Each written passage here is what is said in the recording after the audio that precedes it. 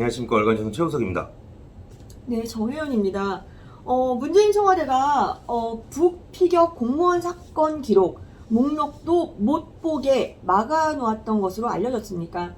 그러니까 문재인 전 대통령이 이번 사건과 관련된 자료는 최장 30년 동안 열람이 제한되어 있는 지정 기록물로 봉인을 해놓은 것입니다.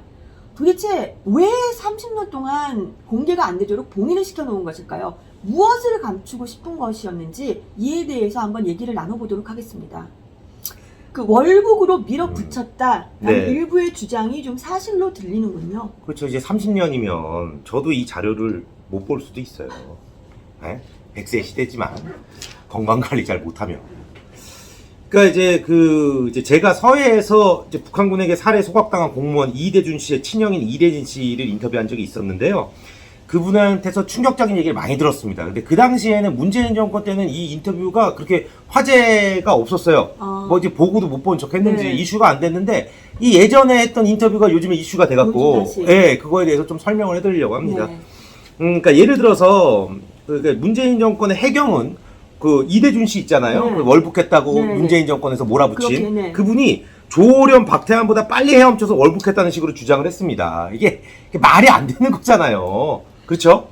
이분을 그럼 국가대표 수상선수로 그러니까요. 우리가 수영이 약체인데. 그러게요. 예. 자, 좀 더 자세하게 설명을 좀 네. 해주시죠. 그러니까 이제 이대준 씨가 실종된 지점이 있지 않습니까? 네. 거기서 북한의 해안까지 네. 최단 거리가 21.5km입니다. 21.5km는 이제 군인들 완전 군장하고 행군을 해도 20km 정도 행군하려면 한 4-5시간을 걸어야 돼요. 네. 네. 근데 그 4-5시간만 더 걸어야 될 겁니다. 헤엄을 쳐서 이동하기가 이제 불가능한 거리인데 네. 해경은 헤엄을 쳐서 월북을 시도했다고 했잖아요. 뉴스 네. 찾아보시면 21.5km를 내가 헤엄을 쳐서 월북하겠다. 나는 월북의 의지가 강하다. 도박빚도 있고 2.1km도 아니고 21점. 21.5km. 네. 그러니까 해경의 말대로라면 근데 이게 도착했다는 그 북한 해역에 도착했다는 시간이 있잖아요. 네, 내가 그렇죠. 그걸 계산해 보면은 박태환 조오련보다 더 빠른 속도로 이제 수영해서 그렇죠. 월북을 했다는 거예요. 네. 그 말을 들으니까 이 친형인 이대진 씨가 막 우라통이 터진 거죠. 너네 너무한 거 아니냐. 해도 이건 좀 너무 심하죠. 네. 지금 제가 이제 최 기자가 써준 거 이제 보니까 아시아의 물개라고 불렸던 조오련 씨는 1980년 8월 11일 0시 5분에 부산 다대포를 출발해 대마도 소작기 등대에 도착하는데 13시간 16분 10초가 걸렸습니다. 그는 체온 저하를 막기 위해서 배가 나올 정도로 사전에 지방을 키우고 횡단 중에 바다 횡단 중에요. 한두 시간마다 영양죽을 먹었다고 합니다. 당시 조오련 씨의 나이가 30세였습니다. 그런데 이 피살된 공무원은 40대의 마른 체격이었습니다. 네. 어떻습니까? 그러니까요. 참. 이게 30대인 국가대표가 그러니까 아시아의 물개예요. 최고로 수영 잘하는 네. 사람이 이게 지금 지치지 않으려고 일부러 막 배를 살을 찌었단 말이에요. 한두 시간마다 바다 안에서 네. 이렇게 먹고 네. 영양죽을 30세에 제일 혈기왕성할 때 그렇게 갈 수 있는 거리를 13시간 16분. 네. 근데 이분 얼마나 배 갔다. 그러니까 이렇게 했다 이거예요. 영양죽도 없고 누가 좋겠습니까? 영양죽을 월북하는 사람한테. 예. 아니 문재인 대통령이 또 다른 거짓말도 있었죠. 그러니까요. 이게 되게 중요하더라고. 이거를 예전에도 제가 몇 번 보도를 했었는데 영향이 없다가 네. 요번에 보도를 하니까 많은 분들이 봐주시는데 이겁니다. 역주행인가? 역주행. 그러니까요. 예. 기사 역주행. 네. 그러니까 문재인 전 대통령은 공무원 이 씨가 피살되고 6일 뒤인 2020년 9월 28일 수석 보좌관 회의에서 이번 사건에서 가장 아쉽게 부각되는 것은 남북 간의 군사 통신선이 막혀 있는 현실이라며 군사 통신선을 통해 연락과 소통이 이루어져야 남북의 국민이나 선박이 해상에서 표류할 경우에도 구조 협력을 원활히 할 수 있다고 했어요. 그러니까 남북 군사 통신선이 막혀서 서로 이제 이 소통이 안 되다 보니까 이 월북하는 사람을 북한군이 쏴 죽일 수밖에 없다 이렇게 얘기를 한 거예요. 그런데 이 주장 자체가 완전 허위입니다.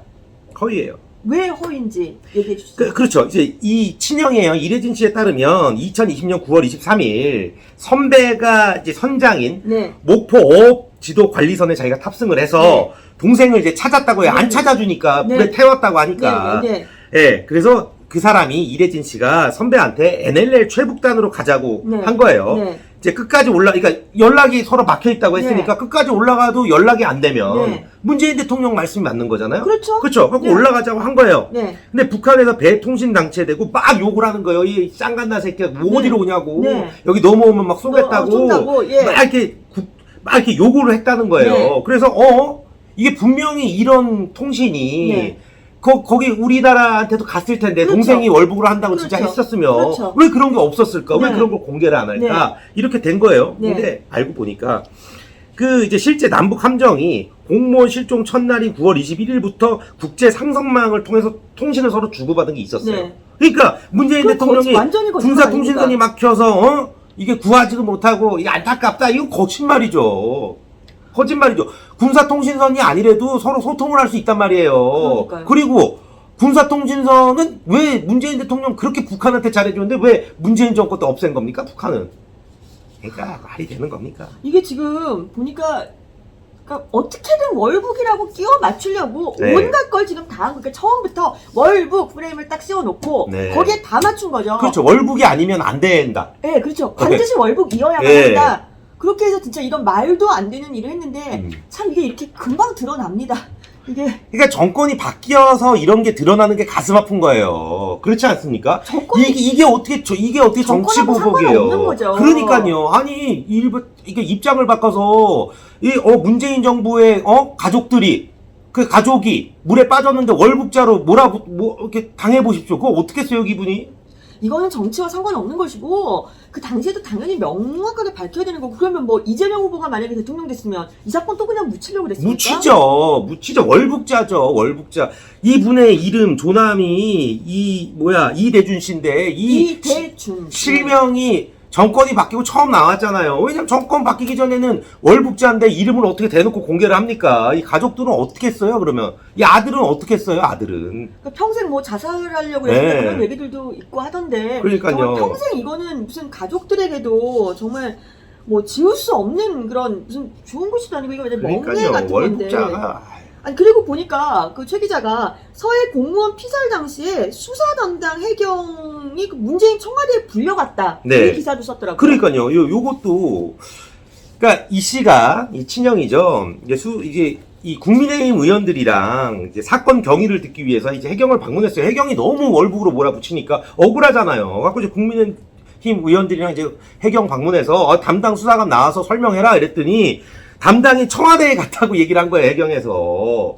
그러니까 그럼 청와대에서 뭔 얘기를 듣고 오는 거 아니에요? 이러면 가면 안 되죠, 경찰이. 그렇죠. 왜 청와대 왜 갑니까? 그렇죠. 그렇지 않습니까? 그렇죠. 뭐 하필이면 또 그날. 예? 그러니까 이 형은 막 열받아하는 이게 수사 지시 받으러 간 거다.